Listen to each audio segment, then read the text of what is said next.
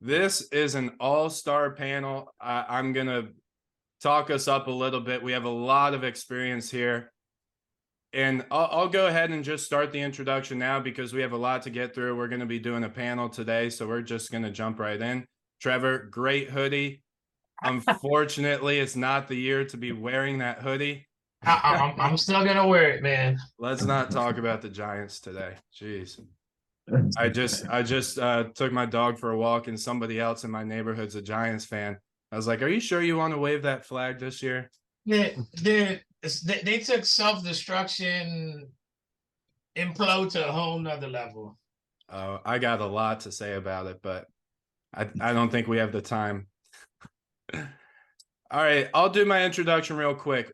Everybody, welcome to the webinar. We already have a good amount of people filtering through. Typically, we wait about 5 minutes to let people come on, but because we have so much to cover, I'm just going to jump right in. For everybody on the call, you are welcome to ask questions. We normally have a little confusion of where you can chat. Usually the chat is not working and you have to talk in the Q&A section. But double check that for me. If you're on the call, let me know what it looks like. But wherever it is, wherever you're able to ask us questions, send it. We're going to do our best to get to them. I'm also going to do my best to stay on schedule. So if we have to get to questions at the end, we will just wait. Today, we're going to be talking about hiring and managing contractors. And if you've followed me for any amount of time for, about construction project management, I consider hiring and managing contractors potentially the most important part of the business. It's funny, I pull this question a lot. I'll put it in our group, I'll put it in other Facebook groups, and I'll ask people what they think is the most important part of the business. And I'll put, options on there like budgeting, scheduling, creating your scope of work, hiring contractors, etc. And what you'll notice and what I found very interesting is people who are answering contractors are the most important part of the business. Those are typically the most experienced people answering that question. And people who answer the other things, which, let's be honest, every part of the business is very important and you can probably debate each one. But a lot of people with less experience or with the least amount of experience are answering things like budgeting, scope of work, scheduling, stuff like that, which again, very important. But to me, I find that most of the problems are caused, or many of the biggest problems in this business are caused by the wrong contractor. And many problems can be fixed by the right contractor. And budgeting, scheduling, scope of work, all that stuff can be helped by the right contractor. So today we're going to be talking about all of that, and hopefully we'll be driving that point home of why hiring contractors is so important. All right, so let me make sure this Q&A is working. Chat disabled. Q&A is open if you are reading this. Awesome. All right, so that's my answer for you guys. If you have questions, put it in the Q&A part. I appreciate you letting me know. And let's start introducing our all-star panel here. My idea was to get people with various responsibilities in this business, or various, I guess you could say, facets or expertises in the business. So we have Tim here, who's a contractor. We have Ron here, who's going to be essentially our flipper for purposes of this call. And then Trevor's going to be our new construction builder for the purpose of this call. So let's start with the way I'm looking at it. This is how my screen's set up. I'll start with Tim. All right, Tim, why don't you give us a little bit of background on who you are, where you've been, and where you are today, and what you're doing with your business right now. Sure. So initially, construction-wise, I started out in land surveying and engineering is where my original career path was. I ultimately experienced the commercial side of things, commercial GC, which sparked my interest in the construction. I ended up working for a commercial site utility company initially, and I was there for about 5 years. I was a project manager. We did commercial, infrastructure, neighborhoods, all sorts of things. But I was project manager there for 5 years, and then just started to see the business as a whole and how the business operated. And honestly, I was like, if these guys can do this, I can do this by myself. I'm gonna transition into starting my own business. And then I transitioned to residential because there's so much more freedom in the residential side than there is in the commercial side, the red tape, all the chiefs that are involved in the commercial side. So that's when I transitioned over to residential. And I own a multi-million-dollar residential remodel construct company. We do full guts down to decks, patios, you name it. Where now in the last year, I've sort of tried to transition to almost get rid of the customer because that's the Sure. other headache that Yeah. we're dealing with. So it's being able to be in a situation where I can start to play around with some investments type stuff on my own, and ultimately hope to eventually eliminate that customer completely. But we'll see. Beautiful. Hey, I'll tell you what, that could be something we kind of focus on today too, because I like to consider myself a former contractor, even though I get dragged into it every now and then, admittedly. But it's a very difficult business. Out of everything I've done, I continuously tell people contracting was the hardest thing I've ever done. Put in wholesaling, put in flipping, new construction, subdivisions. Contracting's by far the most difficult. So we're going to focus on that today. I brought Tim on because when we talked, I remember one time you came up to Richmond, we walked around houses. You can tell a good contractor from a bad contractor right away. He handles his business properly. So that's really why I wanted to get Tim on. Not only that, he's very successful in it. He does millions of dollars of renovations a year, which is very impressive for sure. Thank you. All right, Ron, tell us about you. Ron is by far the most experienced person here. He's done hundreds of flips. I'm going to let him tell you how many he's done and how long he's been doing this. All right. So you meant to say I was the oldest of the bunch by far. No, I knew you were going to say that. Well, the first thing I'll say is I probably am. We did our first flip in 1978. Oh my goodness. So, yeah, a long time ago. It wasn't called flipping back then. Sure. And I was I heard about it. A banker friend of mine said, "Hey, we're dealing with this guy, and we can lend money to you if you want to buy a house and fix it up and resell it." I said, "Hey, why not?" And that's how we did our first one. And since that time, we've been, we're in and out of it. I was always in it, doing little side houses every now and then, stuff like that. But my W-2 job, my whole life was commercial construction. Mm-hmm. We did, I did millions and millions of square feet of office, medical office, that type of thing, ground up buildings, renovations, tenant up fit, as we call it in the industry. And worked for some of the big boys in town. I was a project manager most of my career, and I was a director of construction for a large commercial real estate firm for a few years too.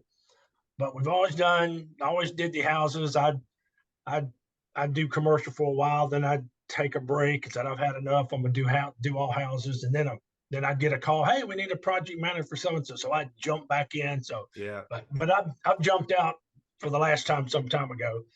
And I don't know the exact number, but we're somewhere between, probably have done 450 to 500 houses, maybe flipped. sure. And I still enjoy it. I'm nuts. I'm the old guy, but I still enjoy doing it. Most days, some days are terrible, but anyway, I just have always enjoyed flipping houses more than anything else. Yeah, and I'll tell you I'll start off by saying this, because this is probably the biggest thing people need to recognize. And I think a lot of people on this call have seen this before, but house flipping companies don't last that long. They just don't. Let alone construction companies, as Tim even knows, they don't even last that long. So it's incredibly impressive for Ron to have been successful for that amount of time, whether or not you're jumping in and out or whatever it is, because it also highlights what you just said at the end is you also enjoy it, you probably have the right team of contractors to take care of you as well. Because if you didn't have that, I'm sure there's no amount of headaches that exactly. So awesome, Ron. I appreciate you being on here. Trevor, let's chat about you. Last and certainly not least, Trevor's a good buddy of mine. Trevor, where have you been? Where are you now? Well, let's see. I got into, as far as investing, as far as buying rentals in 2006. And then when the market took a downturn in 2008, I was still buying. I didn't realize what was going on. It was like I wasn't paying attention to the housing market. I was like, oh, the houses are still cheap. They're cheaper and cheaper. I could buy it. So I just kept buying and buying. And it wasn't until about 16, I got into actually flipping.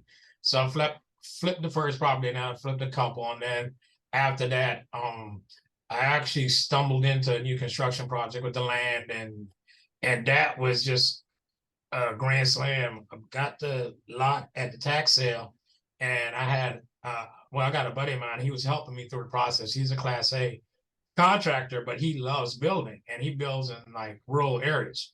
Mm-hmm. So that tax parcel, so he taught me how to read the deeds, look up the maps, everything.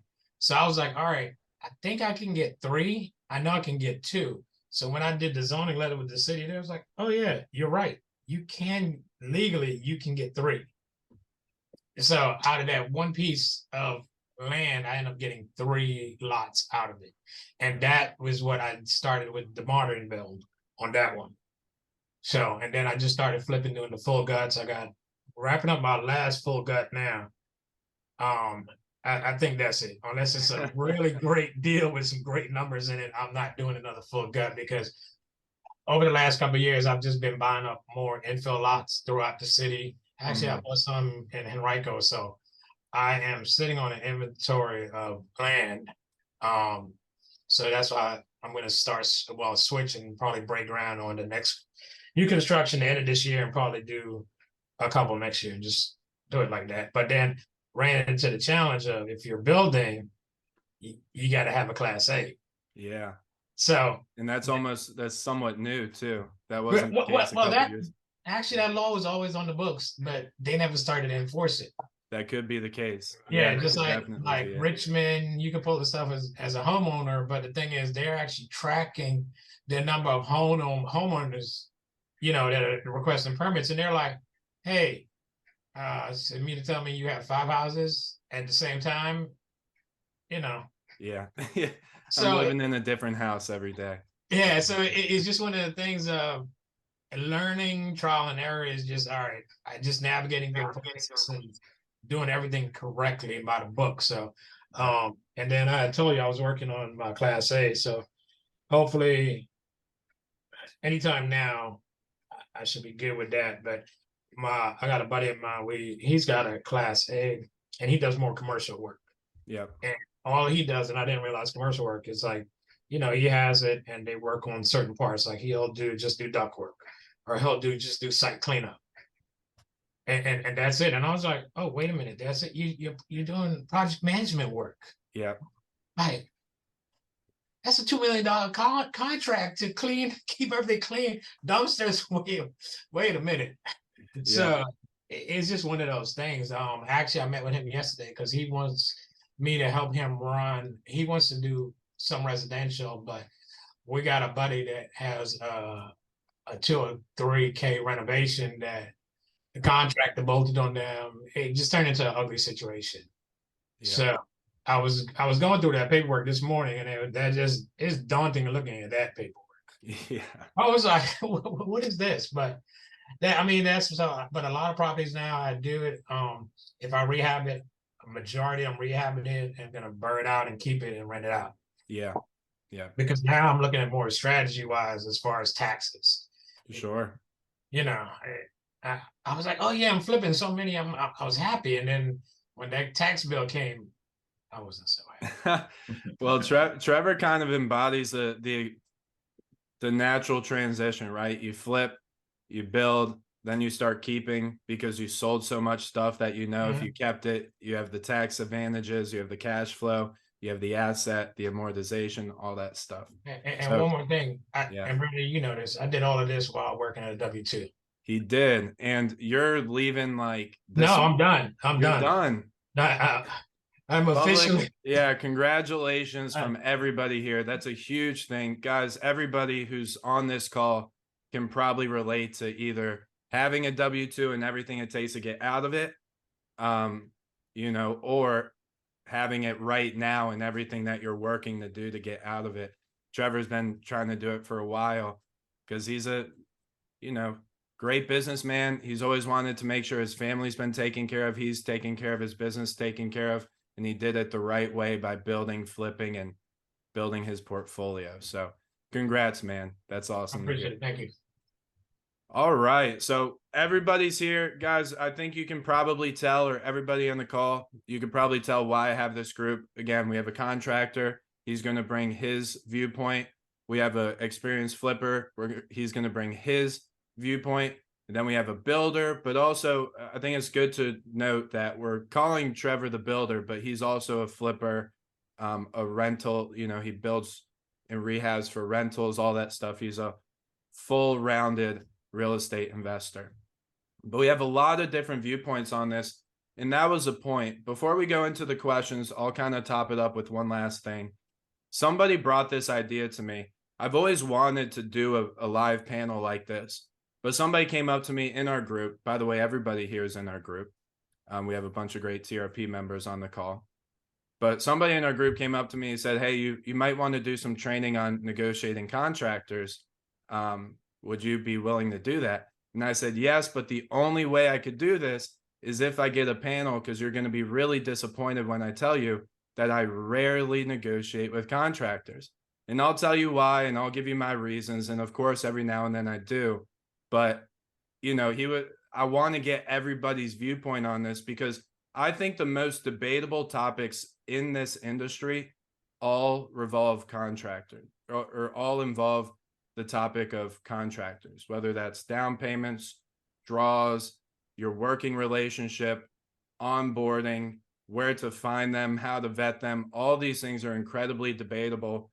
And most of the interesting conversations I have in this business are about contractors. So without further ado, let's really jump in to the topic. And what I'm going to do basically, guys, is I'm going to just ask questions in different orders every single time. I have a handful of questions here. We're going to see where it takes us, right? It's going to be free flowing.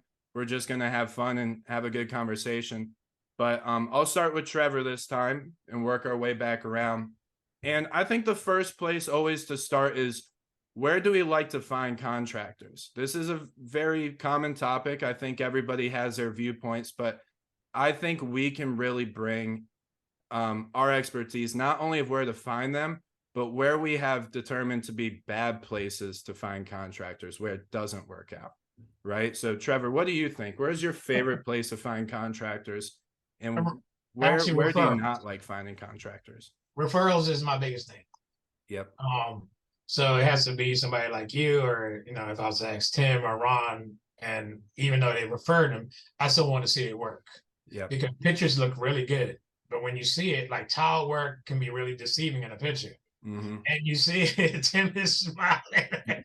you see it in person, you're like, you know, with tile work, because I see a lot of people doing the subway tile, but they want to do like the black route.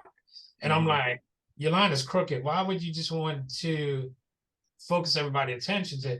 But yeah, a lot of it is just referrals, because I got a lot of folks that flip, a lot of builders, a lot of builder friends. So, and some GCs, but they'll tell me, they'll be like, hey man, I'll give you this guy, but you know, because I'm too high for you. So I'm like, all right, that's cool. And the thing is, it's like, normally if it's one person, we kind of make sure that they stay busy, you know? So it's just a constant thing of just kind of going back and forth, so they know they have work. But it's a really good point. Yeah. One of the things that was one of the things that I wanted to look at is probably having a list of contractors. And a bunch of us say, you know, like we got a pool, so we always keeping these guys busy, but they give us top priority on things. And then also as far as sourcing materials, if we're buying and more so it's economies of scale, just saying from this group right here, we're gonna X amount, see if we could do something better like that. But where I don't like getting contractors from, you know what? And this is gonna sound kind of weird. Referrals too, because I have to kind of vet who's giving me the referral. Yeah. I'm vetting the contractor, but I'm not vetting the person giving me the referral, because some people might say they flip and all of that. And when you see the worker, you hear things. Unfortunately, in the business, they might be a nice person, but business wise, they're not on site. They're not trying to learn the whole process. They kind of give everything over to the contractor. The contractor is cutting corners, and it reflects on them. And then as far as friends and family, hey, I got a guy for you. I tried to do that a couple of times, and I realized I wanted the guys to be more successful than they wanted to be. Yeah. It just didn't work out, That's a lot. Yeah, a lot of good points in there. That last point's really interesting too, because I think people do like to kind of go through family and friends, and that's a very, very, very, I think that has more chances of failure than success for a handful of reasons. That's a really good point. I also like what you said about the people who are referring. That's very important. What's interesting, right when you said that, a light bulb went off in my head. I was like, yeah, when I refer somebody, I don't just send the contact. I think I've referred somebody to everybody here, and I'll send the contact with like a little description of what I think about them. Like, oh, he might be delayed, or he might be busy, or he might be a little expensive. And without that extra detail, if somebody's just sending you the contact, there might be something to be worried about there, because I think it's very important for that person to be educating you on how to best deal with this person. If they don't have that information, it might be because they don't want to give you that information, or they don't have that information, which are both red flags. Yeah, I mean, the thing is, if I meet the contractor, meet him at a job site, and something like there's a red flag that just jumps out, I'll call that person. Hey, let me run something by Sure. you. Yeah. And then actually, Brandon, I've done that before. Yeah, I was just about to say that. I'm not gonna call any names, but he was a drywall guy. Oh yeah, I know who it is. But it was like, I sensed this, I pick it up, and you started laughing. I was like, you don't need to answer the question. Yeah. But it was just one of the things that we have to be brutally honest in this business. Everything is not peachy keen, whatever. We need to be brutally honest if we want to grow and help our community grow too. Sure. Ron, what about you? Anything to add there? I know referrals are a really hot one, but is there anything else that you like to use to find contractors? Well, back when I started, it was hard to find good contractors because we don't have what we have access today. I can go on to Facebook right now and talk to you guys and get some referrals from you that I can probably depend on. Sure. But it's tough. You're gonna, like the old saying, you're gonna have to kiss a lot of frogs to find the prince. Yep. That's still true, but with what we have access to now, we don't have to kiss as many frogs. That's the good thing. But like right now, the people that are on this call, I could probably put into the chat box right now, I need so and so, and at least get some leads. At least and we'll have to vet them best we can. And unfortunately, some of the contractors, the subs and GCs are only as good as you are sometimes. You've got to make sure that it's really clear what you need. So it's not just them, it's you too. You got to make sure you find the right guys and talk to them. But love that. Some of our suppliers can also give you some good contractors. It's like, let's say ABC Supply. We buy lots of stuff from ABC, and I needed somebody to do some metal roof for me, and I was buying the metal roof from them, and I said, because the guy I'd used a couple times before just wasn't pleased with, and they gave me a couple of great names. Yeah. So supply houses, and they're gonna be glad to recommend somebody that they're selling a lot of stuff to anyway. Yep. And know they're a good contractor. So that's one thing. But it's Facebook and word of mouth is pretty big. So I think suppliers is a huge point that everybody on the call should pay attention to. As a contractor, I don't know if Tim's got this, but when I used to buy a lot of material from certain supply shops, or I'd be in there very often, they were constantly asking me for a card to refer to people. So those suppliers are conscious of finding people that they know do good business and referring them. And there's another thread there that shares with what we were talking about with Trevor too, is you have to be looking at the incentives or the purpose of giving a referral from the person you're asking for that referral from, right? So suppliers, you're right, they have incentive. They want to refer people who are buying their product, and they want to refer good people because you're also potentially buying their product. So they want to help you out and the contractor out, and they're only going to be revolving as much as possible, they're only going to be involving good business people as much as they can. So that's very important. What about you, Tim? Do you have anything to add on to that? Once you get to the third person, usually there's a lot less left, but you might have some. Well, so outstanding points across the board. Thankfully, I'm out of Williamsburg.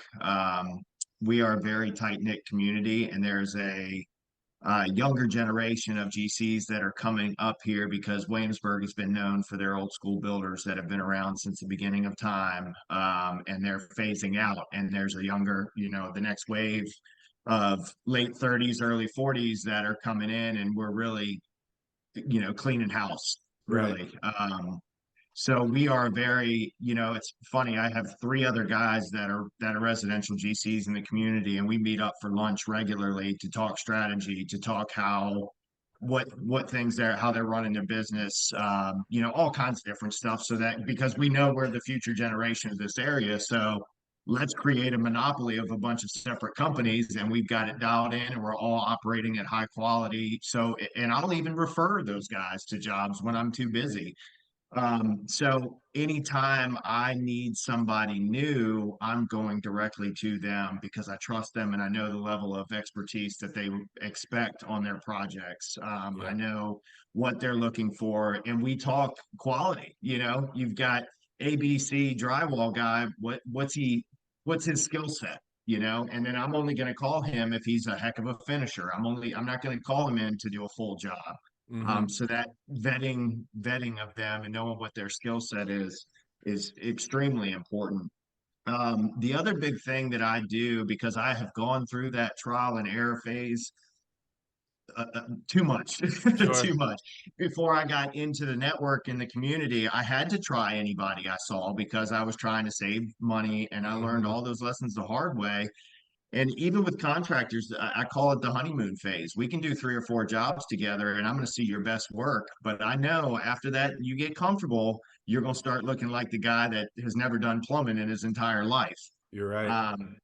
So what I have found that has been the most success for me is investing in people and investing in these smaller guys that are capable of being the most incredible tile guy that you've ever seen, but don't know how to run a business. They're working for a paycheck. They're not working to create a business out of it. Yeah. So I see these guys, I've seen their talents, I know what they're capable of, and I have spent a lot of time investing in them to teach them how to become businessmen and to teach them how to set their company up right, to show them how they need to get their insurance straight, they need to get their licensing straight, all of these things. And if you invest in those individuals from a contractor perspective, these guys feel like they owe me their life because I've now changed their entire, career path. I've changed their family, their wealth, all of these things. And I've spent time with every trade over the last several years filling those slots. And we'll do several million a year, and I'm the only employee. Like I run my business. I have no employees at all. They're all contractors. I've set all these guys up by themselves, not their workers' comp. If they haven't had workers' comp, they're running on mine. They're giving me a lower price because of it. It's mutual respect and agreement that this is how we're going to operate. I don't squawk about their prices. It's my job to take what they need to make and feel respected for their work. and it's my job to sell it with my profit margins. You know, I have to do that. I'm not gonna, you tell me what you need to make, and because you're gonna be happy. Um, you know, so that's been my biggest success, honestly, is finding these guys that I see their talents and making them into something, you know, legit, as opposed to just your concrete guy or your tile guy. And it's been, and I can tell you, it works. You know. I'll tell you what, man, that is huge advice. I'm already so happy I brought this panel on because so many great takes in just one question already. To highlight what Tim just said, I think everybody here can kind of say that they've done something similar, which is bring up a small contractor, recognize that they have potential. Maybe they don't run their business right, or maybe they're short staffed, but you know that just with a few pieces and a little bit of help, you can help grow their business. And once you help grow their business, they're a business friend for life. You know, you could probably do work with them forever. They'll throw you bones, you'll throw them bones. You probably know their families, you know what they're up to, when they had their first kid, their second kid. Like, that's the way this business commonly goes. So Tim, that's a great point. And I think there's a little bit of echoing in what you said with what Trevor said. Trevor's one of the first people who's talked to me about this. And then Tim, you talked to me about it when we hung out that one day too, which is forming a group of people like us that we can all share the same team, so we can build the team together, make sure everybody's busy, but also make sure we're keeping tabs on quality of work, on prices, on schedules and timelines, all that stuff. So it kind of goes to show that being a part of real estate communities is very important in building your team too. And then again, building your team is not just hiring people. It could be actually building construction businesses and building up construction individuals to help be a part of your team. I think everybody on this call shares something where we aggressively and proactively build our team because we know it's the foundation of our business. So I think that's showing early on. So let's go back around with another set of questions. And I think we're just going to kind of take this chronologically of how you build your team. So we're finding them. I'll add one way of finding contractors in there before we move on. I always like to throw this out there as find contractors from other contractors. Again, a good contractor is always going to refer a good contractor. A bad one's probably going to refer a bad one. So it goes back to what Trevor was talking about, which is vetting the actual people referring.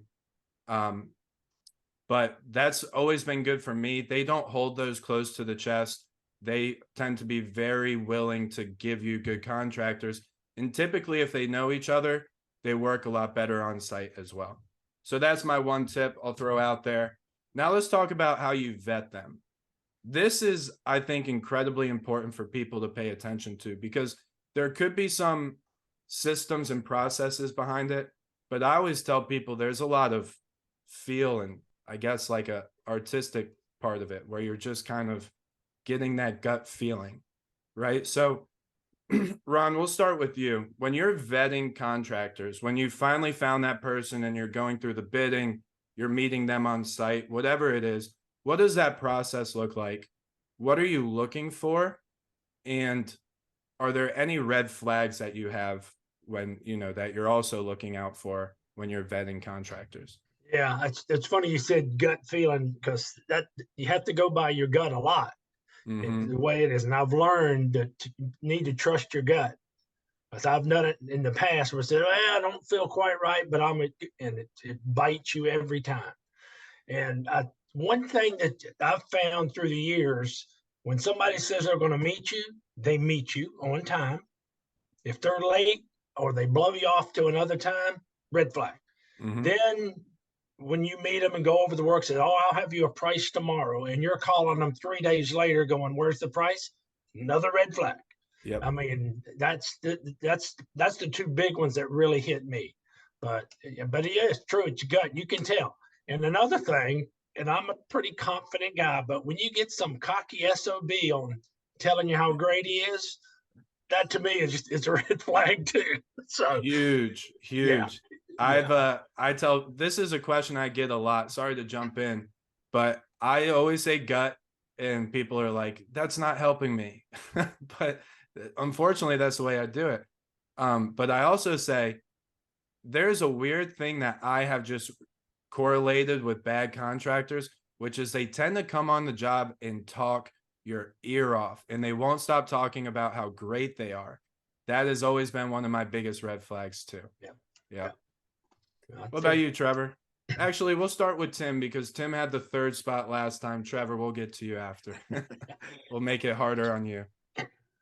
Well, I think you said it best. It's the gut feeling. If I take a guy out onto a job site, I don't want to hear your resume. I don't like.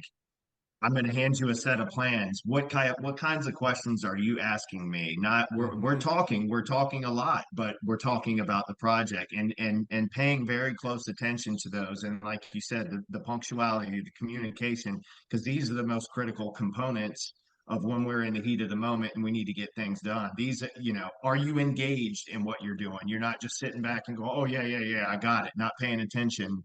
Those are the things that I want to see. They go, okay, this guy really knows what he's doing and he's going to knock it out, and that gut feeling. Thankfully, I've been blessed with a good gut when it comes to, and maybe it's a lot of pain and agony, but that's the biggest piece. You're going to be able to tell with the experience of doing this regularly, who's going to be beneficial to you or not.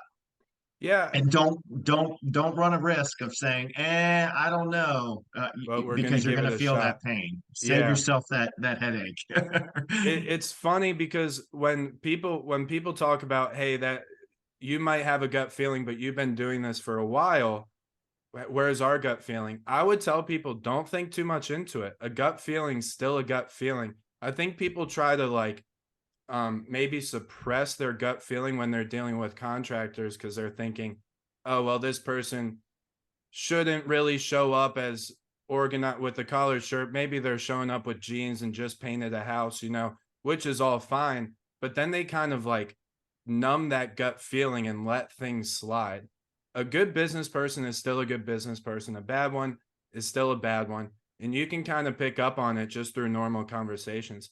Ask them important questions. See how they respond.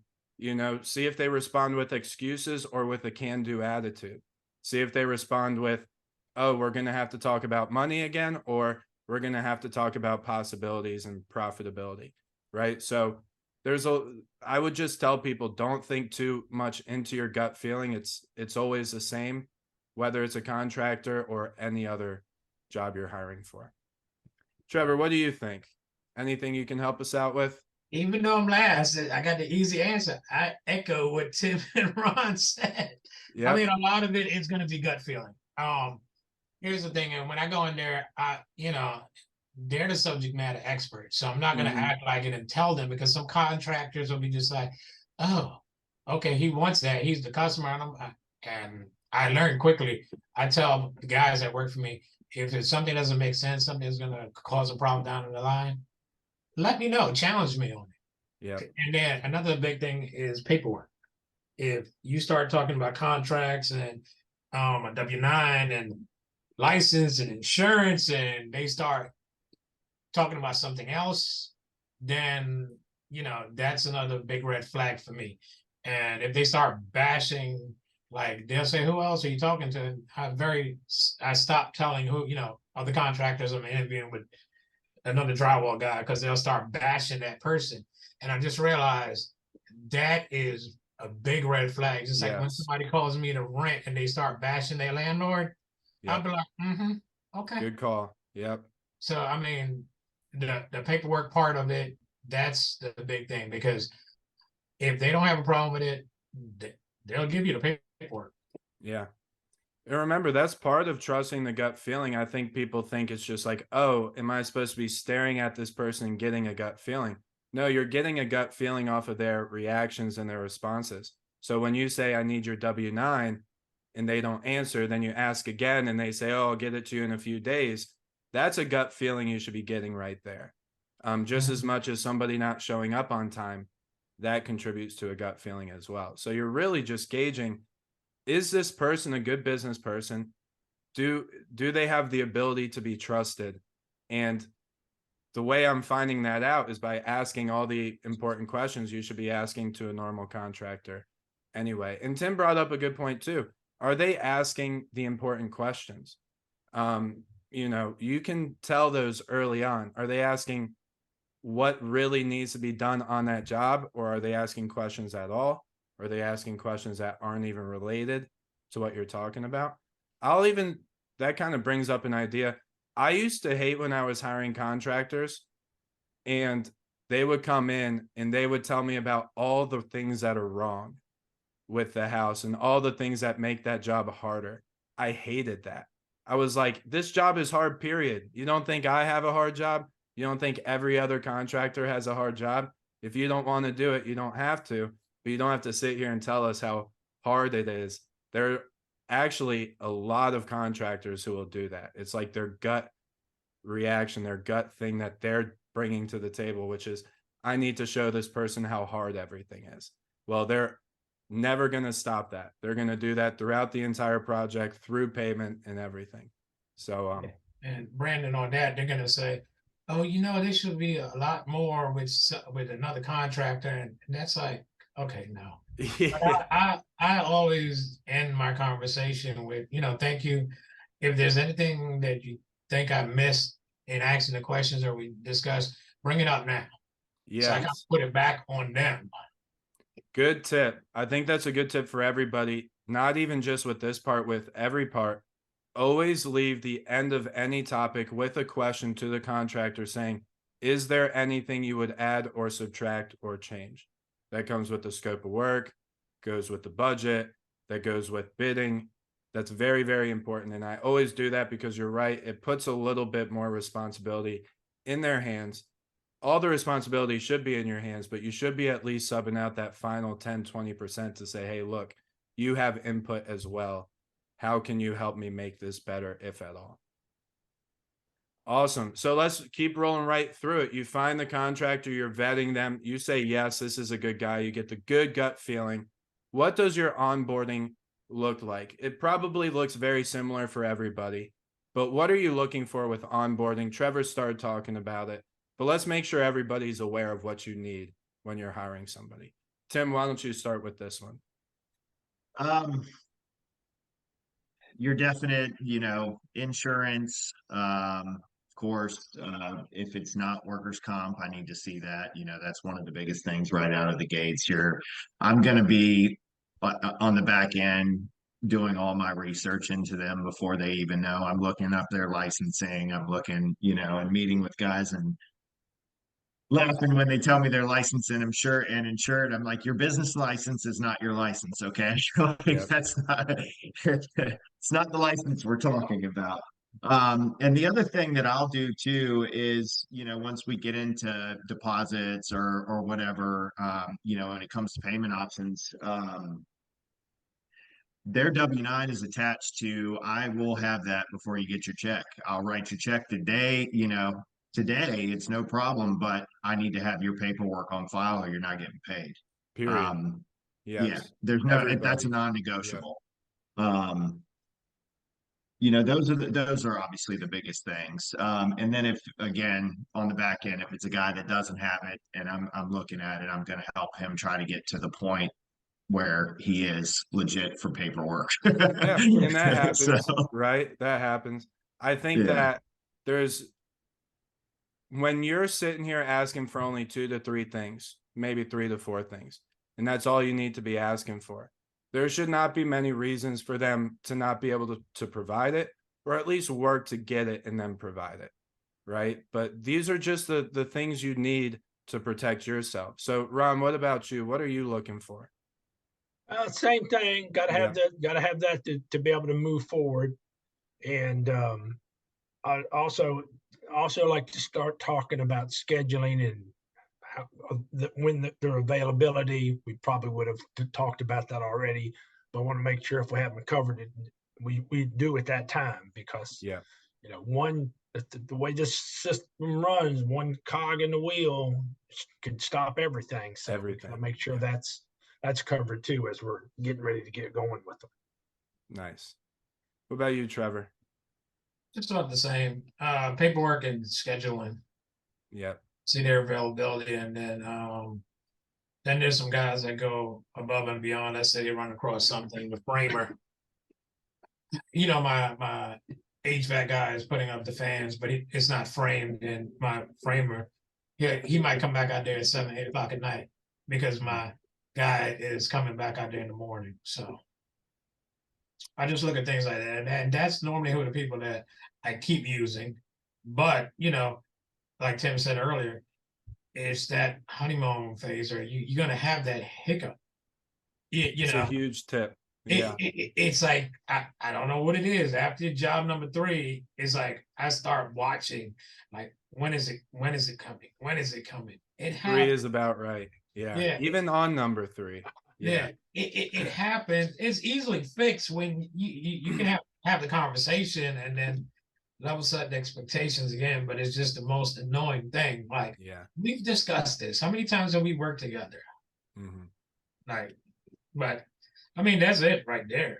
That the paperwork part, and then them getting ready to start. And then I always ask, and one of the things I find out, are you just labor or labor and material? That's a good point too. Yeah. And let's talk about that next with bidding too, because we just had somebody ask a question how do we know if we're being overcharged? Let's see what Patrice said. How do you handle contractors that fail to meet the deadline? Is it fair to fine them, or Patrice, these are the very important conversations I want to have today. So we're going to kind of jump right into that. To kind of wrap up onboarding, for me, I've always been taught the 3-piece checklist. Okay. W-9, your insurances. So that could be multiple insurances, usually worker comp, general liability, and then a contract. Okay. Very common question. I guess we could ask everybody this, because this is a very common question. Do you always use contracts? Okay. Or are there people that you don't use contracts? Do you have your own contract? Do you let other people? How does that work for you guys? For me, I'll just be straight up and say it. For the most part, we do subcontractors. We're a class A, and that's kind of how we brought up. So we do have subcontractor standard contracts, but not every single one of them.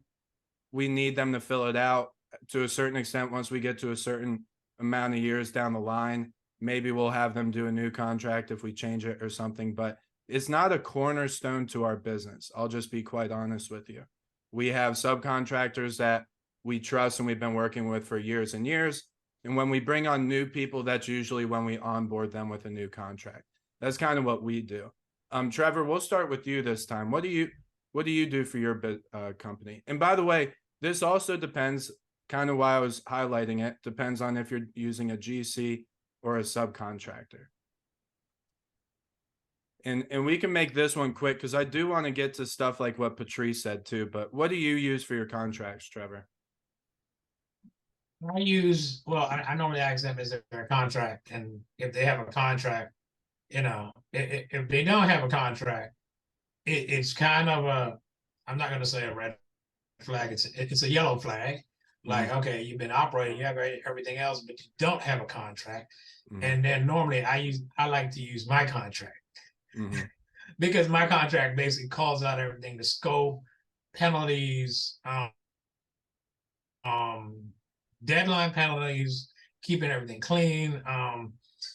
There's I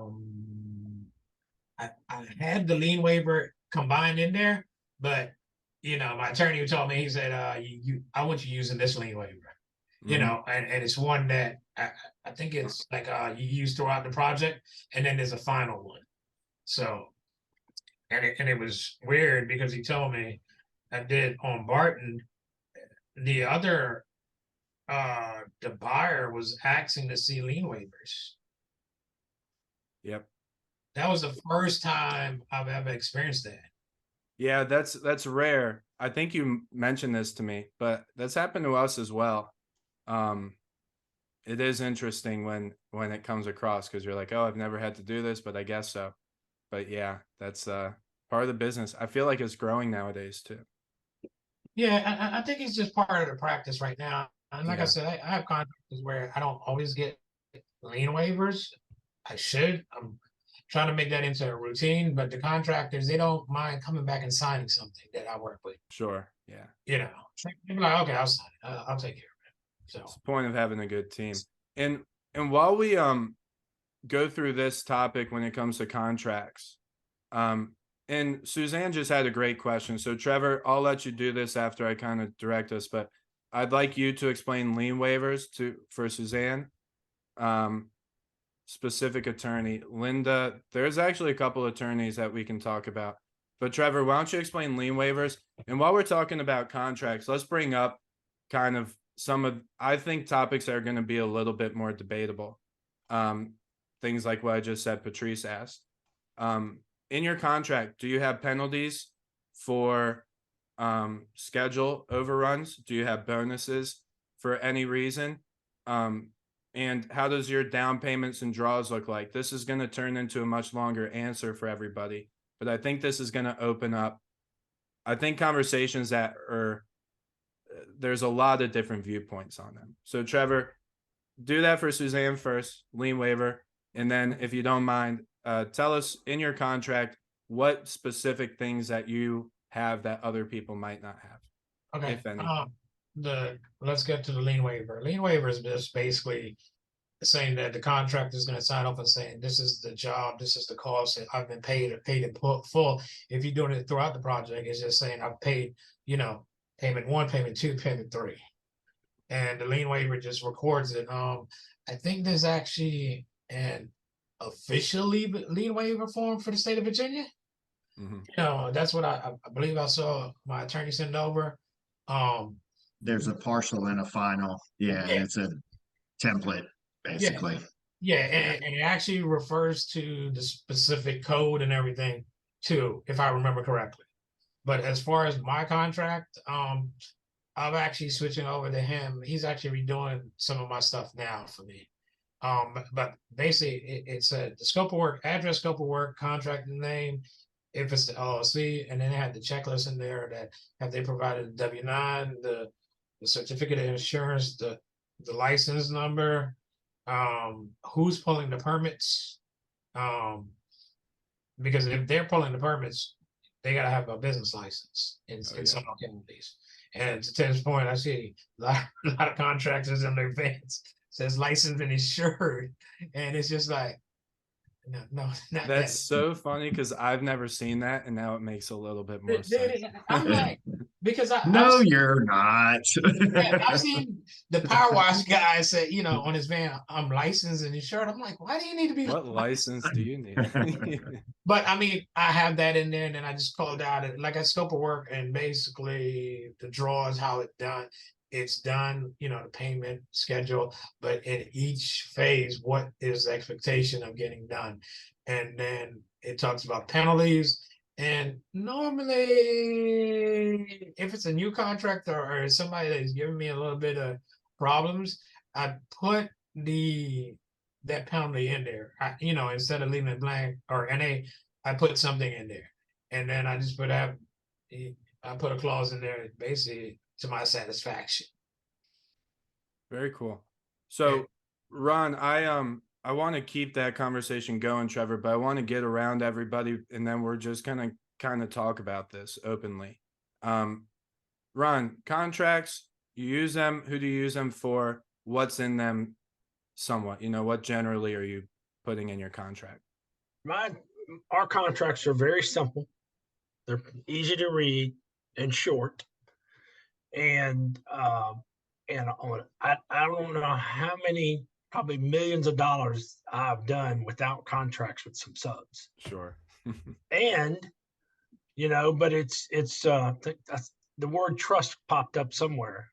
Your life, when you have subs that trust you and you trust them, I'm not saying don't do contracts, but your life is going to be so much better. Yeah. You know, and we're in a hurry. We got all this stuff going on. I'll just tell my guy, okay, this wasn't what we talked about, but just do it and we'll worry about it later.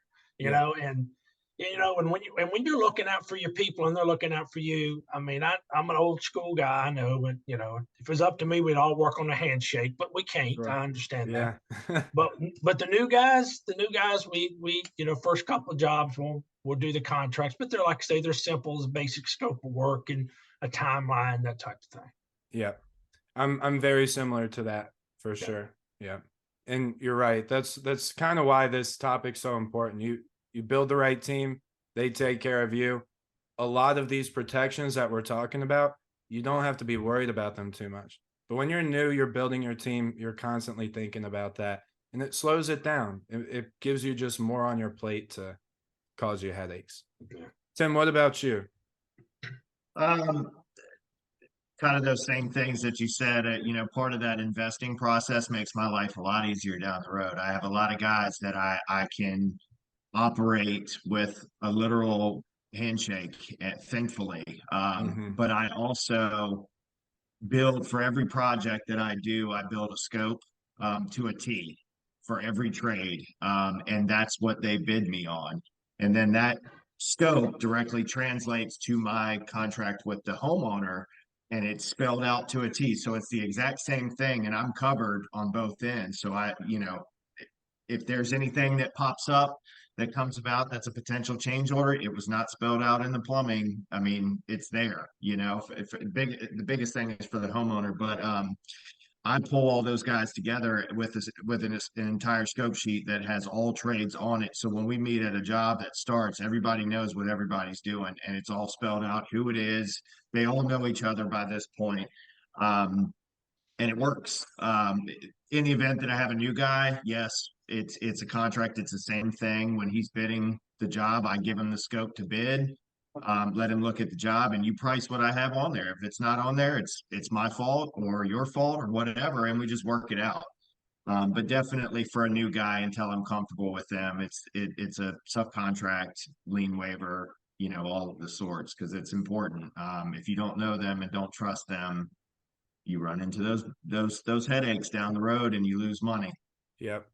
And just so I throw this in there so we don't get anybody in trouble, because I don't want to be the webinar that gets people in trouble. There are a lot of people I know who did the handshake and got in trouble, right? And they lose a lot of money. I want to point out the main differences and why you shouldn't just be handshaking every contractor. Few differences. We've all had years to build these relationships in this team. At this point, I got guys where I know their families. I've been to their houses. They've been to my house. They've cooked out at my house. Like, that's a relationship we have now. So if that person is going to screw me over, there's a lot more going on than just like that'd be a very sad day for sure. The other thing is, all of us hire subcontractors. I think there is a very big difference there. If you're hiring a GC, I think regardless, it doesn't matter how much you trust them, you need a contract.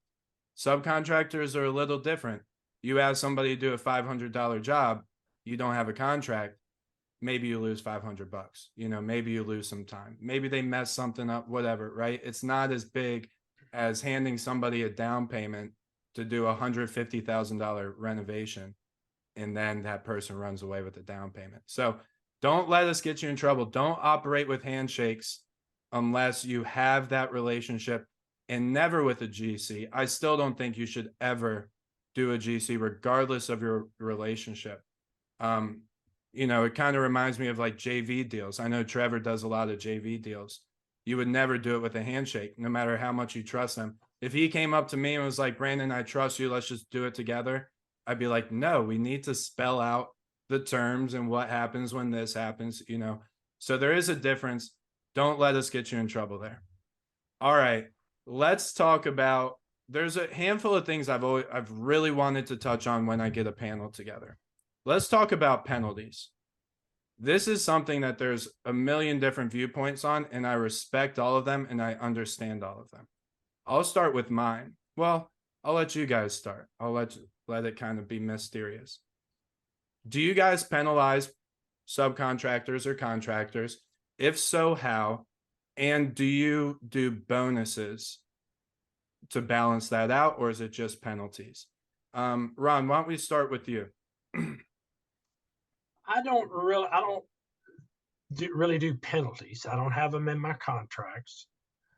We do have we're on the same team and we're working towards the same goal, but everybody stubs their toe and has issues and all that. And I'm not gonna, as long as everybody's working hard, trying to perform, I'm okay. We'll make it work.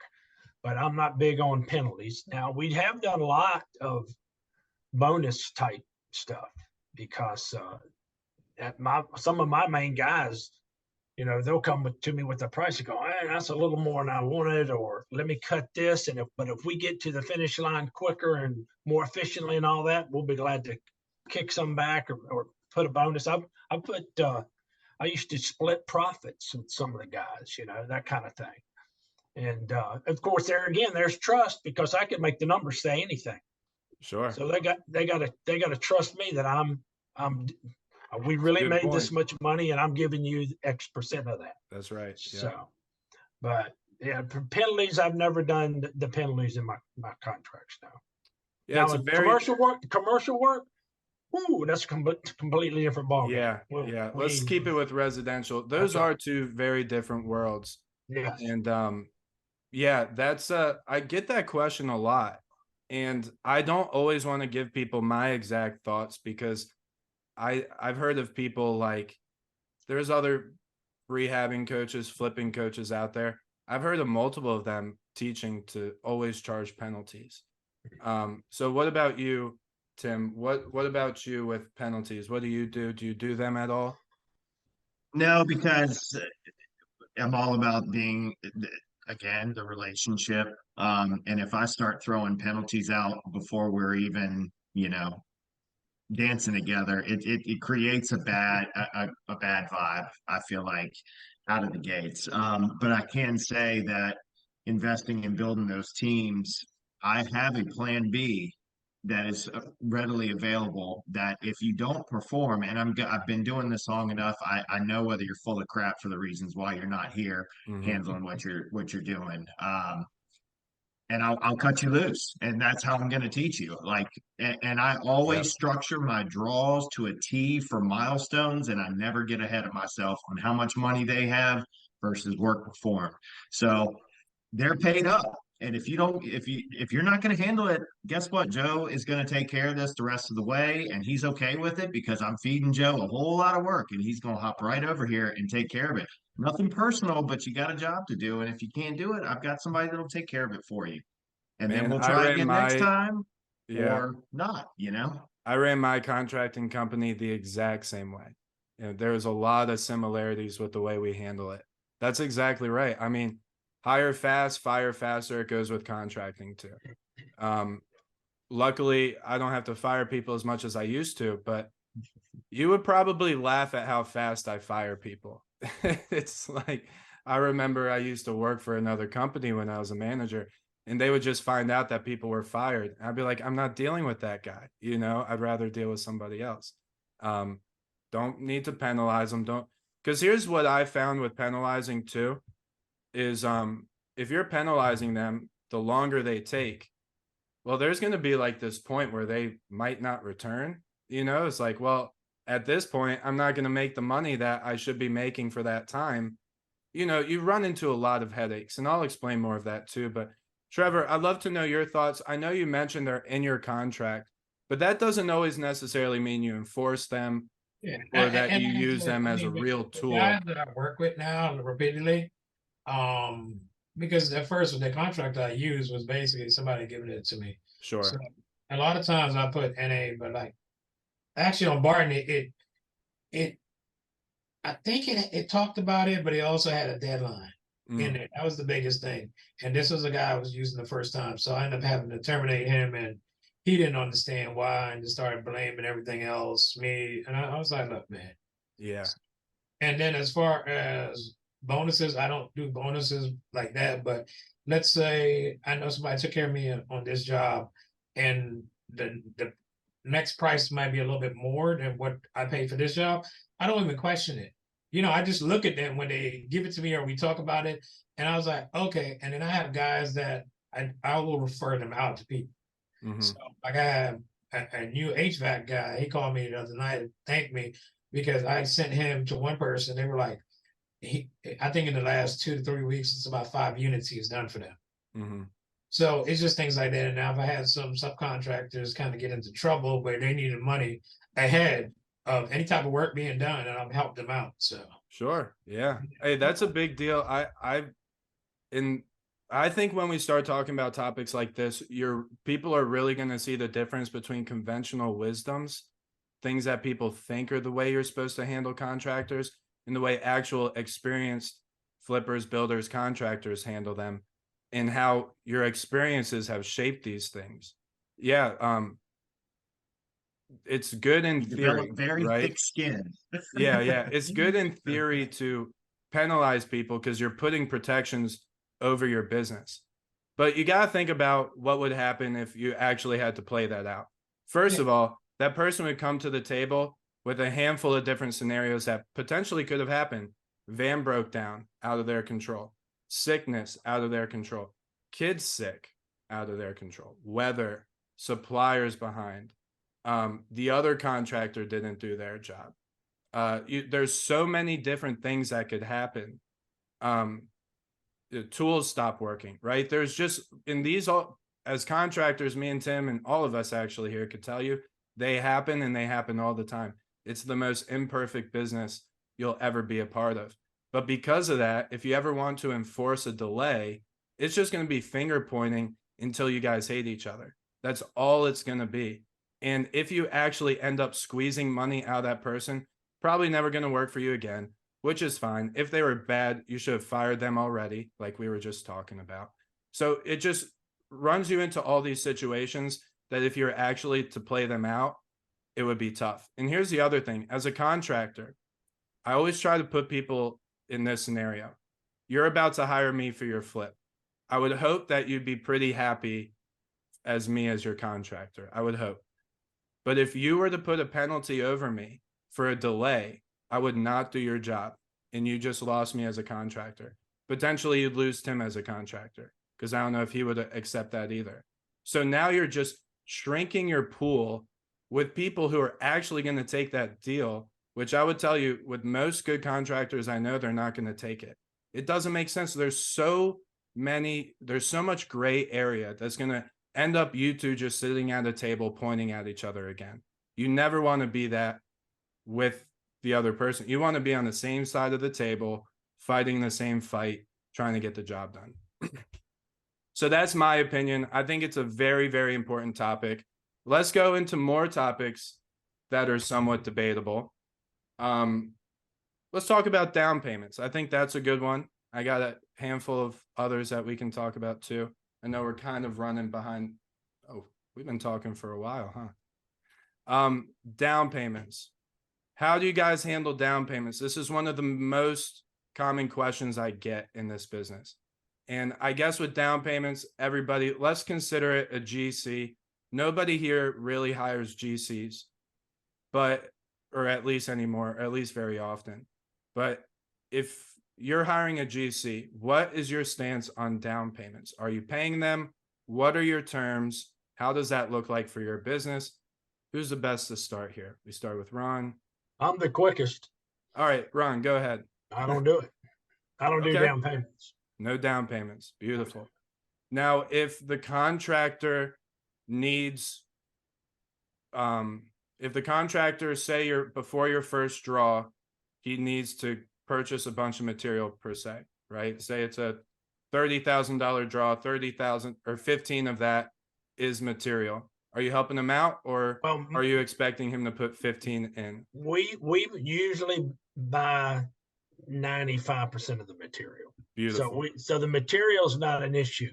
And I say, no, I don't do down payments, but as somebody said earlier, it's somebody you've dealt with for a long time and he's in a bind and needs some money to keep moving. We'll help him out. But our model is not to give big down payments or any down payments. We take care of the material. Now, like, for example, my painter, a lot of times he buys his own paint, for example. So but I don't mind for paying for that up front, stuff like that. But I don't do down, especially with a new guy. I just don't do it. I'll pay them after their first week, but I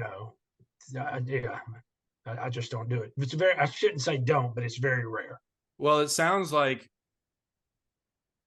the summary of it is that you're trying to do things to make sure you're not paying down payments, which I think is one of the biggest pieces of advice I would give people too, is like, well, it might be right for them to ask you for a down payment if they're providing all material, but let's say you provide material, now you don't need to pay a down payment and you can at least control that side of the business. I think that's the way a lot of people try to get out of it, right? It sounds like for you too. As long as you're purchasing material, you're right. Nobody should ever be asking you for a down payment. That's a tip for everybody. If you're purchasing material, they should never be asking you for a down payment ever. Yeah. What about you, Trevor? Let's go to you next.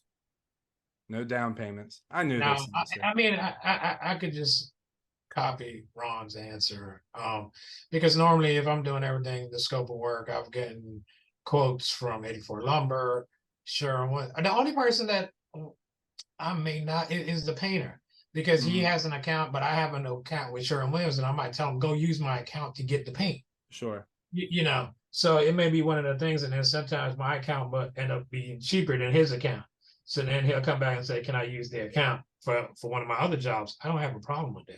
Yeah. But it's like, it's very seldom. Either the first week or the first day, I paid him something to, you know, if depending on if it's like the middle of the week, because a lot of times I hate when guys are calling and you'll get it where a contractor calls the day that they're done, they expect payment right there. And I'm like, are you serious? You expect me to stop what I'm doing? And I tell them no.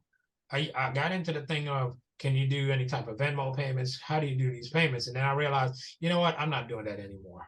Because it's like, so I've got it done to almost only 2 days that I make payments at a certain time. If you don't have everything to me, you got to wait. Yeah. And this conversation is very different for people who sub out. When you're subbing out jobs, it's very, even if subcontractors are like a painter, even if the painter is providing paint, they might have to put $500 into your job or something, but they're going to get their first half draw when they're done with their first coat. They usually are okay putting that in. When we're talking about, especially new investors, new flippers, they're getting in and they need a GC because they don't have the whole team of subcontractors. This is where they end up in that situation like with Ron, where it's like, maybe you should start purchasing material, because if your contractor's managing the whole job, you know, you don't want to be throwing so much money at the job before anything gets done, which I think is what Tim's going to go with now. Tim, what about you? What do you think about it? I know probably part of your answer, so I'm going to steal your thunder, but you're always good. And this is what how contractors think. If you're a balanced contractor, the work should never be getting ahead of the money. Or wait, did I get that wrong? The money should never be getting ahead of the work, right? So I think that's probably the biggest thing I would say to people. But Tim, why don't you tell us your thoughts and expand on that? Well, it's a trickle down for the you know, I have two sides of this, right? So with the homeowner, I pull a deposit on every job. And the reason why I do that, I also do the same thing that I do with my subcontractors. I set milestones in those jobs. I know to the penny what they have put into the job from their end and how much I have spent. So I track that stuff 7 ways to Sunday, but that allows me to run a cash business in a multi-million-dollar facet, because I take their money, I spend it on their project. I'm never robbing Peter to pay Paul, and it trickles down into my subcontractors as well. That I don't mind giving you a little extra couple dollars, but because on that relationship piece, some of these guys are still working paycheck to paycheck. Some of these guys are, you know, your painters, your all these little guys, they need money. They don't manage their money effectively. And then, you know, so it's a cash flow thing for me. Yeah. I can honestly say when it comes to the homeowner side of things, I maybe had 1 or 2 people squawk about paying a down payment. Yeah.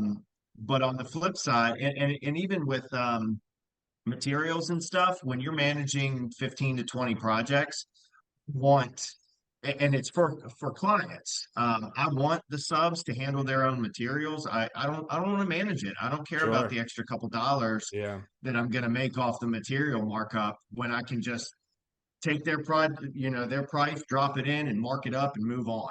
Yeah. That way, if they're missing materials, it's on them. We Mhm. agreed to a certain price, and that price is the price. It's so much easier to manage when they just handle their own stuff. Sure. Now, on the flip side, when I'm doing my own investment properties, it's a completely different dynamic because Sure. I am trying to save those dollars. But because I've been paying them whatever they want on the with the customer side of things, when it comes to my own stuff, they're a whole lot more apt to work with me and negotiate with me because I've not squawked a single bit on the other side, and they know Sure. that. I'll pay you what you want on this side, but you're gonna cut me a break on the other side, and it works well. Yep. Yeah. Somebody asked that a while ago. We had a great discussion in our group, and my summary of my answer was very similar to what we just talked about. If there's not one answer for anything, because you have GCs versus subs, you have purchasing material versus not purchasing material. But as long as you know that your payment's never getting ahead of the work, that's all that matters. So how does that play into this? Say I do have a GC, say they are providing material. I'm going to give them their down payment the day of or the day after they purchase material. So that way I know the material is purchased and it's on site. And then I can give the down payment, or at least like a 1-2 bang, whether it's right before or right after. So again, the work's not getting ahead of the money. Now, that does take a little bit of understanding of how much material costs per the bid and the draws, but that's really the concept you should wrap your head around, because not everybody wants to purchase material or feels comfortable purchasing material. And in that case, your contractor probably has some reason to ask for a down payment. Again, we'll talk about me. If you ask me to start a job, say it's $40,000 per draw, and I had to put $20,000 into your project before I got my draw, I'd say, no, I'm going to go invest in a house. Why do you think so many contractors turn into flippers? Is because they have to put 20 grand into your project just to make their 20%, or they could put 20 grand into a flip, not have a client looking over them all the time, and probably make more than that. So I think that's a very important thing for people to notice. And I'll give people a story about me that I even told people at the time is when I was a contractor, I was bidding a huge, great farmhouse renovation. It was $160,000 in Mechanicsville for the renovation. And I gave my proposal with a down payment. And they said, no, we're not doing down payments. They even said we're not doing like draws. And I was like, that's crazy. You expect me to put 100 grand into your project just to make a small percent? That's not going to happen. I walked away from a job. 6 months later, I get a call from a very big contracting company in Richmond telling me that they never got payment. They asked for a 5% down payment, never got any other draws, and now they're going to court. So just as much as flippers are worried about getting screwed over, contractors are worried as well. And it hurts them if that happens just as much as it hurts you as a flipper if that happens. All right, guys, we're going to wrap it up because I'm going to have one more question. Then we're going to go through everybody's questions that's been coming in. And this is the biggest question I wanted to get to. Let's talk about negotiating prices. I think we're on this thread of how to really handle your relationship with contractors. And I think this goes hand in hand with everything we just talked about. Do you negotiate prices? How often? And what's your thought process behind the way you handle that in your business? I'll start with Trevor on this one. Not really.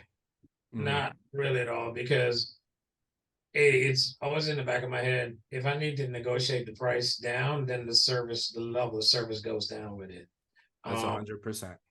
So I don't negotiate pricing. If we kind of have worked together and kind of set a square footage price, or they explain to me, like my concrete guy during COVID or right after COVID, I was like, Hector, that's a little, I said, that's not normal. And then he broke it down. He explained it to me.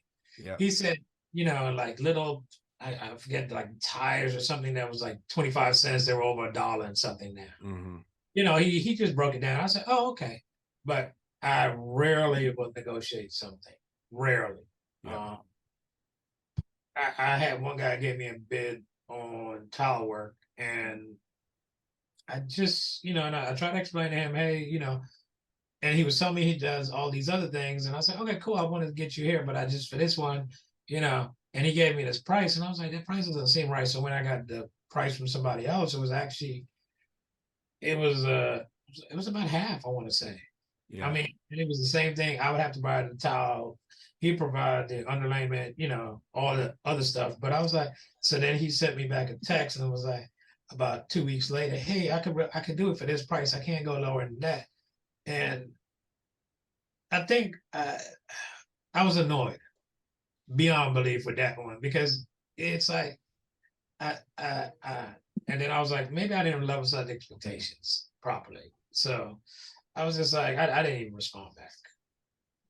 Yeah. That's the last thing I'm gonna do. I'm not gonna go back with you on pricing, and then you come back and then you adjust the price and all of that. But the answer to it is no, because I always in the back of my head, I'm not gonna get the level of service. Yeah, and I think that you kind of echoed it earlier on in the call. You were talking about it too, is there's a difference between negotiating and inquiring. You could ask them, you could talk to them about it, really go in and out, but there's a difference between negotiating, because you hit probably the biggest point I have about this is psychology. If somebody thinks they're worth 1,000 and you bring them down to 600, they're going to do $600 worth of work for you, period. That's just the way it works. So whatever that turns out to manifest as, who knows, but you're only going to find out afterwards. Tim, what about you? Do you negotiate? How often? No, I really don't. I think some of the things that were coming to mind for me from an advice standpoint is educating yourself and think what things really cost. And until you're capable, and this TRP has such a incredible amount of information to teach you about the cost of things. I mean, even from a contractor standpoint, I go back and look at your cost construction cost estimation sheets all the time to compare markets. And that's really what I'm looking at this point. But until you're capable of understanding the market in every facet of what trades, flooring, all of it, 3 bids. That's why you get 3 bids. You have a low, you have a high, and you have a middle. And if this guy's way off from this guy, that third bid is going to get you into the market realm. Let me follow up on that, or let me see if I can get you to expand on that. Do you think anybody can give you too low of a bid? Yeah. Oh, absolutely. And it's going to show. They don't know what they're doing.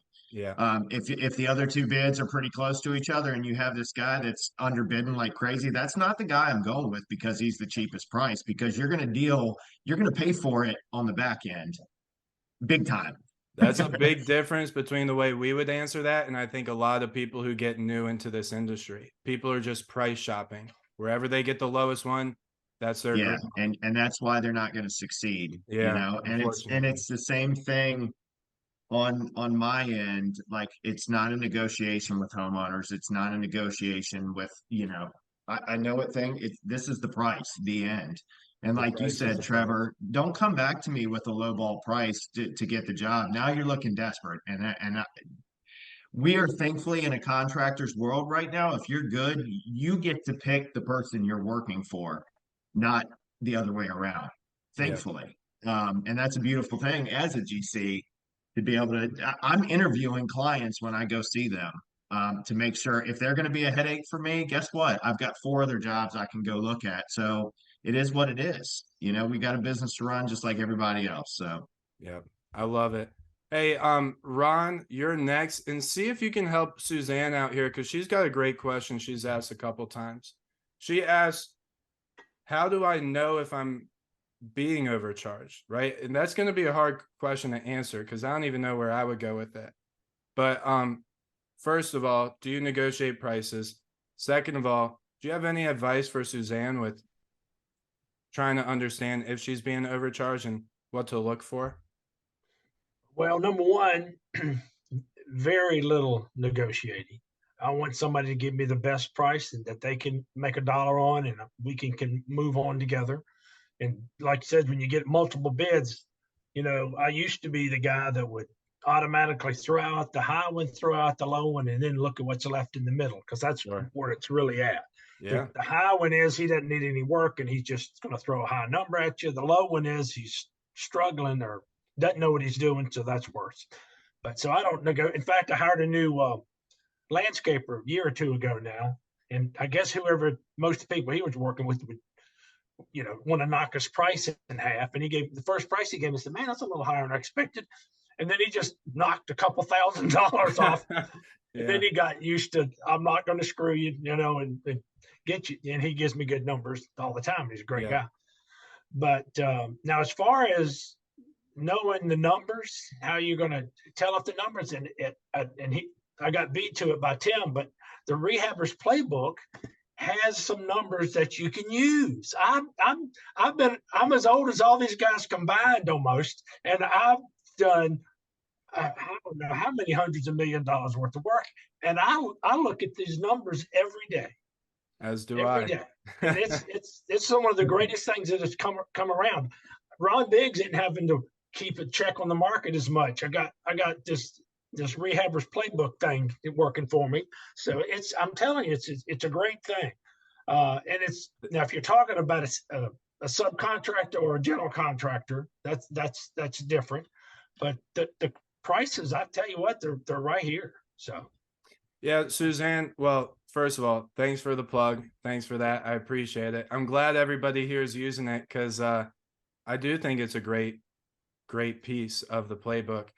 So Suzanne, that's, if you do want to join, I know you, Suzanne. If you do want to join rehabbersplaybook.com, we do build out a sheet. And, not to sell you on it, my point with that is, if that's not for you, start building out a sheet for yourself. Start taking putting down all the prices you've paid on things in the past into a spreadsheet, into a document, whatever it is. Just track it. So much of this business is tracking and documenting, because we don't see the same project over and over, but we see the same items consistently. And it might not be the exact same job, but they're related and they can help guide us with other decisions. So if you want a pre-made one, you could be on the playbook. If not, this is a tip for everybody. Just start documenting it. Every time you get an invoice and a bid, have a starred folder, start documenting. And over time, you're going to build up a pretty big database, like we've done with the playbook, which everybody helps out with, by the way. It's not just me. Other people's receipts, invoices, experiences, all that goes into our database. All right. So I'm going to kind of wrap up on that topic.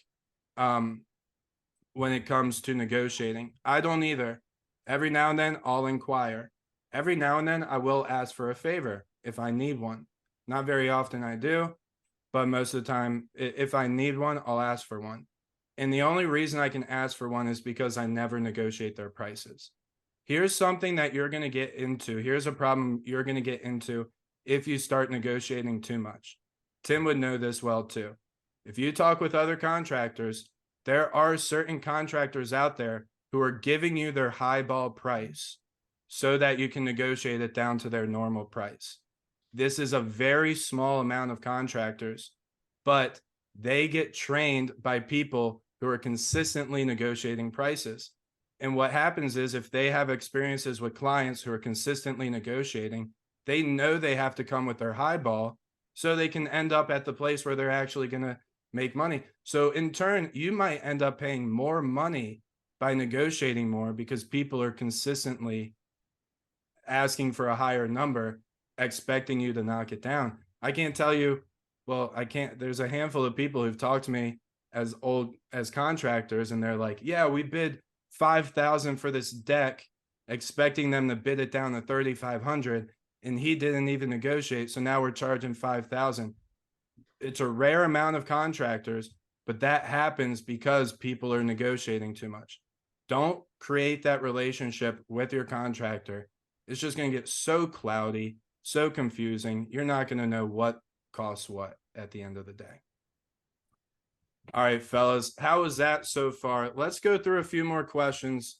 I appreciate everybody for hanging on. I think we still have a good amount of people hanging on, so let's get some of these questions out. Lien waivers, we talked about that. Specific attorney who writes your contracts. Linda, there's an attorney, I know you're in the area. There's an attorney that was at the meetup that we were at. His name's Buckley. Trevor, do you know Buckley? I forget his first name. Yeah, oh man, I can't remember his first name. I know you're talking about though. Yeah, Linda, shoot me a message. I'll send you his contact. He's very, very popular. I obviously don't use him because I don't know his first name. I use somebody else, but this guy, I've been considering moving my business to him. He's very, very smart. I'd like to refer you to him even more than who I use. Is there a good contract available that includes all that you're listing in your contracts? I don't have a good one for you, Suzanne. People ask me for my contract all the time, but speaking of attorneys, my team has just edited and shaped this so much over time that I don't think it works for anybody but our business. So I don't have a good answer for you there, Suzanne, unfortunately. Are you all Class A's? It's a good question. Trevor's working on it. Ron, are you a Class A? I have been, but right now I am not. Okay. And Tim? Yeah, I'm a Class A residential builder. Awesome. Yeah, Class A is not 100% necessary, but as we were talking about earlier with Trevor, nowadays it's more and more difficult to pull permits if you don't have the Class A, if you don't have the license. So it is probably a turn that a lot of people are considering more than usual, is getting that Class A, but it's not necessary to do what we're Yeah, the only thing, and I always talk to people about this too, the only thing that is between the A, B, and C is the volume of work that you do. I mean, in a Yes. nutshell, that's all it is. I mean, a Class B contractor can do the same thing a Class A contractor as long as he doesn't go over 750,000. Yeah. So that's the big piece. The specialty component is what's most important, that you're working within the specialty that you're designated to work under. So I can't do commercial work right now because I don't have my commercial building specialty. Yeah. So Yeah, I am about to take the test again and get mine again, just because everybody's requiring. Yeah. Chesterfield County, for example, says if you buy a property and you hire all the subcontract, I mean, even a GC, they still want you to have your Class A. Yeah. Yeah. well, and I will tell everybody over 10 times over, if you're going to sit for your license, go take the class and spend the money for the class to prepare the exam prep. Oh, yeah. It is the Good best investment you will Yeah. ever make in your life if you want to get that test. It's a good tip. Yeah. Ron Robbins asked, do you provide down payments for HVAC, plumbing, electrical? HVAC, actually, I do. The other two, I don't, but we do them in draws. And even with HVAC, I don't do it all the time. So what about you guys? Do you do down payments for the trades? And give me 1 second. I'm going to hop off video while you answer this for me. Here again, I do. I pay for the material, so I don't necessarily have to give them a draw. Actually, the plumber and the HVAC guy, once they pass their roughing inspection, that's when they ask me for a payment. Now my electrician, and actually I'm looking for a good electrician, so this may change. But my electricians, I've had to give them money to buy the supplies to get started.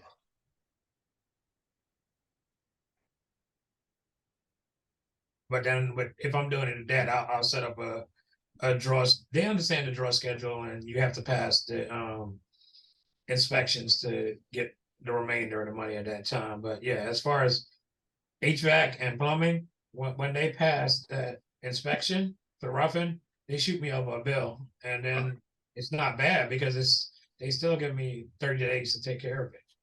Yeah, I'm back. we For can talk. me, we were talking bad about you. No, you. Good. No, I could hear you guys. No, for me, and it kind of can help clarify my answer too, is sometimes, you know, electrical wiring, all their material nowadays is so expensive that actually they start asking for like a couple grand to start. And I don't mind doing that with those guys. They've been working with me for a while.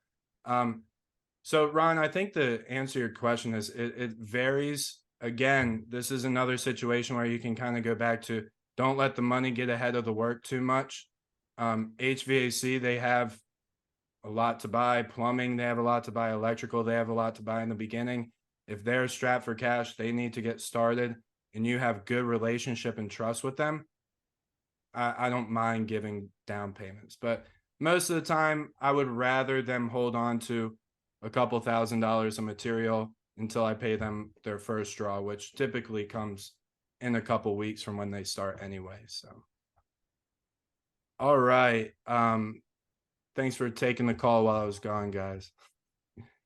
As investors, we use a GC, accept his prices, no idea of being overcharged. That was what we were talking about earlier, Suzanne. Where can I get a copy of the Rehabbers Playbook? Can I comment here?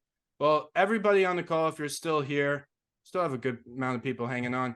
I'm going to email you guys information on the Playbook, okay? If you're not aware of it, I'll send an email out today, tomorrow with some more information, how to sign up and what you could get with it. Awesome. Suzanne, send me Buckley's contact. Okay. So I'll also get Buckley's information to everybody. Can you pull permits if you're a Class B or a Class C? You know what's crazy is I don't know if I'm confident in the answer here. Tim, do you know the answer here? Yeah, you can. So, yeah. Yeah, it doesn't matter. Yeah. But again, work around. I've seen guys that have a Class C break up a job into two separate jobs as one job, even though it's one job to, you know, work that angle, which is not good, of course. But yes, you can pull, as long as your specialty is covered, you can pull a permit for that specific trade. Yeah, it makes sense. I guess it'd be stupid if it wasn't, because then what's the license for anyway? Decided to join GRP after GC gave me estimated, which I thought was high. I knew that when I needed to learn how to create. Perfect. So Reggie, go into the construction cost sheet. It's on your homepage at the very bottom. It's also in the Facebook page. I think you're on the Facebook page. I forget. We had a few people come through recently, but that should give you a really good idea of a bunch of different costs that you can be tracking and making sure that you're on budget. Ron, the key, don't let the money get ahead of the work and manage subcontractor funding through the draws. Thanks, Ron. That's a lot of the key points from today for sure. Not you, Ron, the other Ron. Reggie, Suzanne, was a maximum job in dollars a Class C person can do? What was it? 70? It's up to, so Class C is $10,000 max project size, and you can only do up to 150. Class B maxes out at 750, or you know, just on anything under 750, and then Class A is infinite. Perfect. Good thing we have you here, Tim. I haven't looked at those requirements in a while, even though I actually just did it to my front page because I'm probably going for a new classification soon. So I got to probably sign up for a class just like what you were talking about. All right, guys, it's been an hour and a half. I appreciate everybody on this call so much. We have great TRP members on this call. Tim, Ron, Trevor, I owe you one. Maybe I'll take you out to a beer or dinner or both, one of those. I appreciate you so much. Why don't I let everybody say their last piece of advice? If you could give everybody one last piece of advice, it could be for new people, experienced people. Let's start with Tim. Do you have any kind of summary of what we talked about today or anything else that you could give people before we call it a day? I think just educating yourself, spending the time to really, if this is what you're going to do, you really need to dive into it and teach yourself as much as you possibly can. And that's the biggest component, is just learn the business, learn the market, learn the pricing, and the rest will work itself out. Beautiful. What about you, Ron? One thing that kind of popped up is, and I'm because I'm constantly thinking of new people more than the older folks, and don't get too concerned about not knowing what you don't know. Just get in, like Tim said, start to learn, and lean on these good subcontractors and these contractors. They can help you and educate you as you go along, and they'll be glad to do that. I think most of the world is good people. I know there's some bad seeds, but most of these guys are going to help you go down the road as they're going down too. So, don't get too hung up not knowing, but plug into the playbook here and lean into these good contractors. And I think everybody benefits. I love it when everybody's at the end of the game wins. So let's just try to get to that point. I love that. Great piece of advice. Something that hit me in the head while you were saying that is you were talking about there's some bad eggs and good eggs in the world. This is a business potentially law that I've just kind of learned over time. Good business attracts good business. Bad business attracts bad business. You run a good business, you're going to attract good contractors. Vice versa, it's going to go the other way. So I think that's a very important piece of advice to know. If you're running bad business, you're going to attract bad people. It's just going to be a vicious cycle of negativity. So, all right, Trevor, send us home. What you got for us? Follow your gut, take educated action, and utilize your network, your resources. As far as everybody in the group, just ask questions. Don't be afraid to ask a question. What is it? No, there's no question, a dumb question. Just ask it, even if we've asked it before. That's the only way you start educating it. And if you make a mistake, and you will, just learn from it. Don't beat yourself up too badly. Yeah, I've noticed a common thread with the most successful people in anything I've been in. Like going back to sports, people who are the most successful are the people that can get their ego out of the way and ask any question they want to people, ask the hard questions, get in the difficult situations. Those are where successful people live. There's a lot of people who could be successful that kind of hide in the shadows and they don't want to put themselves out there. I was actually one of those people at first. I would never put myself out there. I flipped so many homes before anybody even knew who I was. And then finally, I went to Dealmaker one year and the whole world opened up. I met Trevor, I met Ron, I met all these great people. Then we even started building a group together. And when I say together, it's not just me building the playbook. Like everybody here has incredibly important roles in helping this thing grow and be better. So my last piece of advice is listen to everything that we talked about today. And maybe even I'll just reiterate what I talked about in the beginning. This could be the most important part of you being successful in flipping and building. Or if you want to be a contractor, this could be the most important part. I consider your contractors the foundation of your business. I know people who've shut down business just because their contractor went out of business. I know flippers and builders who stopped buying houses because their contractor went out of business. So that should show you how vital it is. I'll end you with one last note. If you look at all the most successful people you've seen in this business and you look for a common thread, there is one other one that you'll pay attention to, or you should start paying attention to, which is everybody who's successful has the best construction team. There's no deviation from this. You look at the mentors you look up to, you look at the people in your area doing a lot of work, they have the best construction teams. Now, people can fake it for 1 year, 2 years, 3 years. People can't fake it for 40 years like Ron? People can't fake it for that long. So listen to people who've been doing it for a long time and, don't go with the conventional wisdoms. Don't go with just other people talking to you about how to handle contractors. Don't listen to your dad or his friend on how the best to flip houses. Listen to people who are doing it. Rewatch this video. And I think there's a lot of good gold nuggets here. Fellas, thank you so much. Let's call it a day. I appreciate all of you. I'll see you guys very soon, I'm sure, whether it's on a training call or one of our project tours. Everybody who joined the call, everybody who participated, we appreciate you a lot. It's always great to get into a situation where we can help each other grow, get more informed and educated. So I'll call it a day on that. Thanks again. All right, great. Y'all have a great Thanks. day. Everyone, Take care. guys. See you.